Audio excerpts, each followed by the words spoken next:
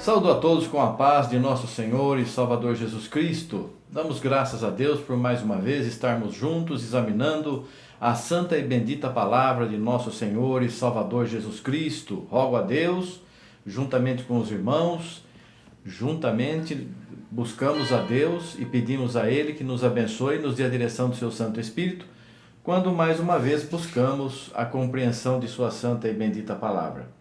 Nós vamos hoje meditar a respeito do amor ao dinheiro. Veja aí no livro de 1 Timóteo, capítulo 6, do versículo 3 em diante, a palavra de Deus diz assim: E se alguém ensina alguma outra doutrina, e se não conforma com as sãs palavras de nosso Senhor Jesus Cristo, e com a doutrina que é segundo a piedade, é soberbo e nada sabe, mas delira acerca de questões e contendas de palavras, das quais nascem invejas, porfias, blasfêmias, ruins suspeitas, contendas de homens corruptos de entendimento e privados da verdade, cuidando que a piedade seja a causa de ganho. Aparta-te dos tais. Veja bem, aqui está dizendo assim: se alguém ensina alguma outra doutrina, se alguém traz a você algum outro ensinamento e não se conforma com o ensinamento que está nas Escrituras, é soberbo e nada sabe, delira.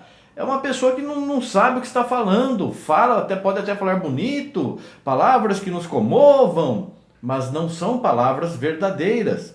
Fala aqui que não se conforma com o ensinamento sadio de nosso Senhor Jesus Cristo, é soberbo e nada sabe a respeito das coisas de Deus.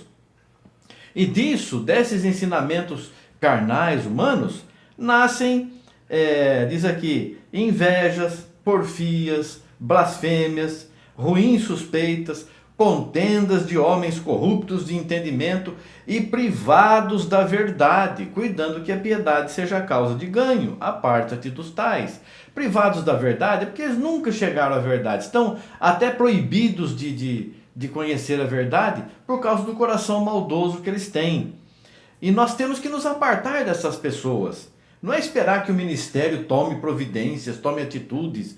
Às vezes o próprio ministério está nessa condição terrível. Nós temos que olhar por nós, olhai por vós, para que não venha sobre vós depois um julgamento de Deus. Diz aqui: mas é grande ganho a piedade com contentamento, fazendo as coisas de Deus com alegria. Tendo, porém, sustento e com o que nos cobrirmos, estejamos com isso contentes. Nós temos o nosso sustento, nosso alimento físico, humano, material. Estamos nos cobrindo, temos com que nos cobrir. Temos que estar contentes com essas coisas. Mas os que querem ser ricos caem em tentação e em laço, e em muitas concupiscências, em muitos pecados loucos e nocivos, que submergem os homens na perdição e na ruína. A pessoa que quer ganhar dinheiro, quer ser rica materialmente, ela é enganada pelo diabo, ela é conduzida à morte espiritual. Porque o amor ao dinheiro é a raiz de toda espécie de males. E nessa cobiça alguns se desviaram da fé e se traspassaram a si mesmos com muitas dores. Mas tu, ó homem, tu, mulher de Deus, foge dessas coisas e segue a justiça, a piedade, a fé, a caridade, a paciência, a mansidão. Veja aqui o que o Senhor está nos dizendo no versículo 10. O amor ao dinheiro é a raiz de toda espécie de males.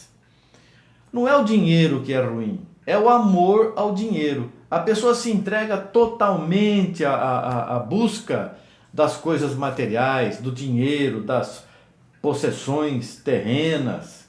Então, a pessoa que se entrega a isso, ela deixa Deus para trás. O Deus dela começa a ser o dinheiro. E o amor ao dinheiro é a raiz, é o motivo de toda espécie de males, não é de algumas coisas ruins.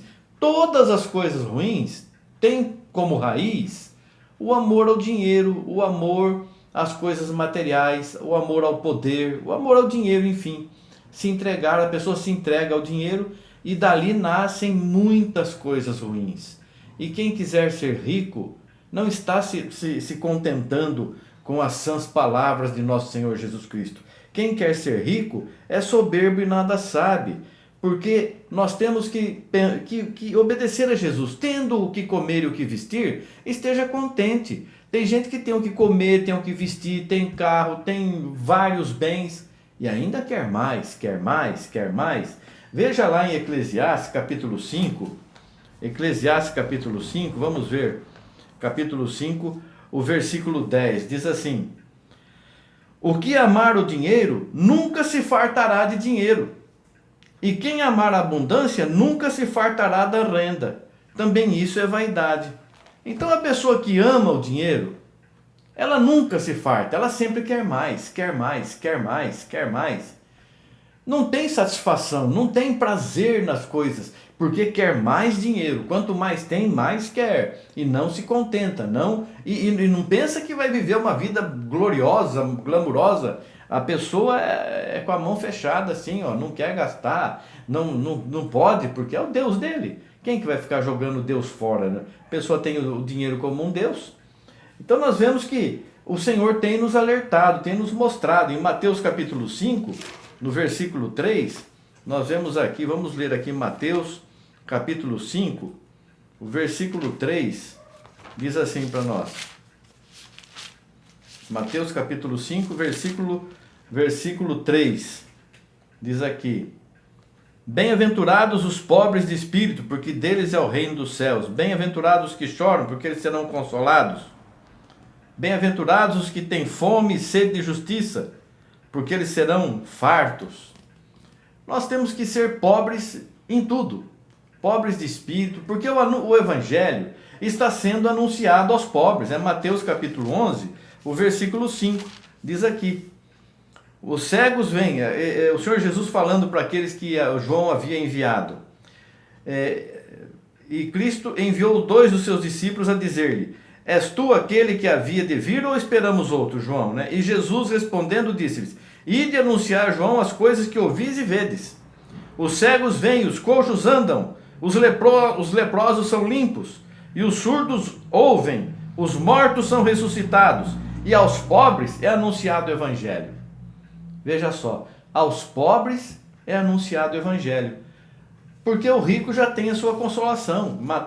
Lucas capítulo 6, versículo 24, a palavra de Deus nos diz assim, Lucas capítulo 6, o versículo 24: mas ai de vós ricos, porque já tendes a vossa consolação.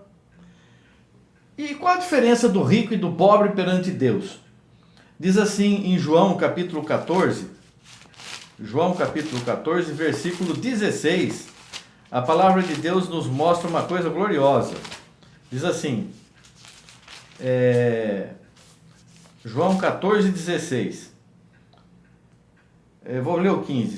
Se me amardes, guardareis os meus mandamentos. E o versículo 16. E eu rogarei ao Pai, e Ele vos dará outro Consolador para que fique convosco para sempre. O Espírito de verdade, que o mundo não pode receber, porque não o vê nem o conhece. Mas vós o conheceis, porque habita convosco e estará em vós. Está em nós. Quem? O Consolador, o Espírito Santo. Os ricos, eles se consolam onde? Ai de vós ricos, porque já tendes a vossa consolação. Qual é a consolação do rico? O dinheiro. O consolador do rico é o dinheiro. Agora, o consolador do pobre, porque ao pobre está sendo pregado o evangelho, é o que diz aqui: eu enviarei outro consolador para que fique convosco para sempre, o Espírito Santo, que estará em vós e está em nós, que fica conosco para sempre. O dinheiro, irmãos, tem feito muitas pessoas se desviarem da fé, se desviarem dos santos caminhos do Senhor. O dinheiro tem submergido muitas pessoas. Lá em Zacarias capítulo 11, versículos 11 e 12, nós vemos aqui, Zacarias capítulo 11, versículos 12 e 13, melhor dizendo, diz assim: e eu disse-lhes, se parece bem aos vossos olhos, dai-me o que é devido, e se não, deixai-o. E pesaram o meu salário, 30 moedas de prata. O Senhor, pois, me disse: arroja isso ao oleiro, esse belo preço em que fui avaliado por eles. E tomei as 30 moedas de prata e as arrojei ao oleiro na casa do Senhor. Isso aqui é a vida de Jesus, se cumpriu completa, inteira e perfeitamente. Em Mateus 26, capítulo 26, o versículos 14 ao 16, diz assim: Então um dos 12, chamado Judas Iscariotes, foi ter com os príncipes dos sacerdotes e disse: Que me quereis dar e eu vou-lhe entregarei? E eles lhe pesaram 30 moedas de prata, como estava lá profetizado em Zacarias. E desde então buscava oportunidade para o entregar. E no capítulo 27, do versículo 3 em diante, nós vemos que também, então Judas, o que o traíra, vendo que fora condenado, trouxe arrependido as 30 moedas de prata aos príncipes dos sacerdotes e aos anciãos, dizendo: pequei traindo o sangue inocente. Eles, porém, disseram: que nos importa? Isso é contigo. Porque cada um vai dar conta de si. Então ele estava dizendo: esse problema de você ter traído um sangue inocente é problema seu. Ele, atirando para o templo as moedas de prata, retirou-se e foi se enforcar. E os príncipes dos sacerdotes, tomando as moedas de prata, disseram: não é lícito colocá-las no cofre das ofertas, porque são preço de sangue. E tendo deliberado em conselho, compraram com elas o campo de um oleiro para a sepultura dos estrangeiros. Por isso foi chamado aquele campo, até o dia de hoje, Campo de Sangue. Tudo se cumpriu conforme o Senhor Jesus havia dito. Todo esse mal, toda essa perseguição, todo esse ódio contra Jesus é por causa do dinheiro. Ele expulsou os cambiadores, ele não queria que a palavra dele servisse para ganho. E quanta gente hoje nós vemos, quantas pessoas estão caindo nesse pecado, nesse erro, e dessa raiz do amor ao dinheiro está nascendo muitos males. As pessoas estão vendendo cura, vendendo salvação, vendendo libertação. Veja Ananias e Safira, foram levar a oferta lá para a igreja. Separaram um pouco do dinheiro. Vamos dizer, venderam lá como se fosse por 100, 50 seus, 50 meu. A gente fala que vendeu por 60, você dá 30, eu dou 30, seguramos 20 cada um. Para que fazer isso? Mentir ao Espírito Santo. Por causa do quê? A ganância, o dinheiro, seguraram o dinheiro. Quantas pessoas estão enganando os irmãos? Quantas pessoas estão prostituindo a palavra de Deus, desvirtuando a palavra de Deus, vendendo a palavra de Deus, como se fosse possível fazer a venda da salvação? Quantas pessoas pensam que entregando dinheiro, dando dinheiro na igreja para o pastor, ou para o pastor comprar carros e construir templos, estão fazendo o bem, eu estou contribuindo. Mas nós precisamos ver se isso é o que o Senhor Jesus tem te mandado. E as pessoas estão cada vez mais pedindo dinheiro. Vendem óleo santo, vendem água abençoada, vendem pedaço do céu, pedaço da Nova Jerusalém, um espaço na Nova Jerusalém. Ah, você quer ser abençoado? Você então vai semear tanto. E é uma promessa de Deus: aquele que muito semeia, muito colhe. Qual é a semente que nós temos que semear? Qual é a semente que nós temos que semear? É a semente do Evangelho, é a semente de salvação, a semente que dá vida eterna. Essa semente que nós temos que semear. Não vamos colocar no nosso coração o amor ao dinheiro. O dinheiro é bom, é necessário, desde que seja usado com prudência, com sabedoria. Então nós temos que saber: quem tem muito não teve em excesso, e o que teve pouco não teve necessidade. Porque o que tinha muito ajudou o que tinha pouco. E é assim o povo cristão, os irmãos, as irmãs, a família de Deus é desse jeito. Um ajuda o outro, um socorre o outro. E um não se sente mais que o outro porque ganhou um pouco mais e o outro ganhou um pouco menos. E as pessoas querem ter aparência e querem sentar nos primeiros bancos, como o Senhor Jesus disse. E o Senhor Jesus disse: tive fome, não me deste de comer, tive sede, não me deste de beber. Ué, mas quando, Senhor? Quando vocês não fizeram a um desses meus pequeninos. E você tem condições de ajudar as pessoas. Não é esse pão físico, humano, material, carnal, terreno. O Senhor está falando sobre a palavra. Você tem o pão celestial na tua mão. Você tem a água da vida com você. Você é uma fonte que jorra para a vida eterna. E você tem levado esse pão, você tem distribuído essa água, você tem socorrido as pessoas que estão angustiadas, precisando de uma palavra de salvação, uma palavra de conforto, uma palavra que as alimente, que lhes dê fé, confiança em Deus, que ajude, que elas vençam as tribulações que estão passando. Está socorrendo o necessitado, esse é o real necessitado. Porque o pão de cada dia, o Senhor Jesus disse, nunca viu justo desamparado, nem a sua descendência mendigar o pão. Quando os apóstolos pensaram que ele estava preocupado porque não tinham levado o pão, não era essa a preocupação do Senhor Jesus Cristo.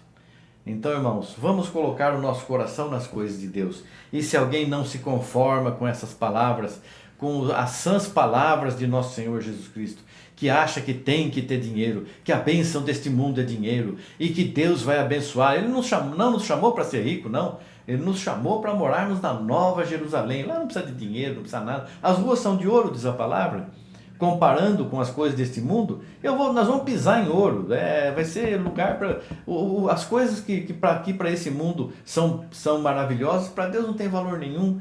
Tem valor o teu coração, o teu amor, a tua fé, a tua paciência, a tua vida, o teu testemunho. Isso tem muito valor para Jesus Cristo.